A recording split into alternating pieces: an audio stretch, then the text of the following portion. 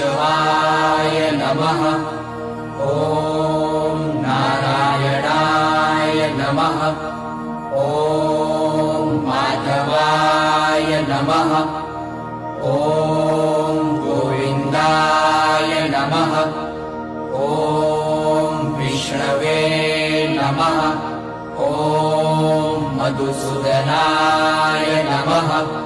ॐ त्रिविक्रमाय नमः। ॐ वामनाय नमः।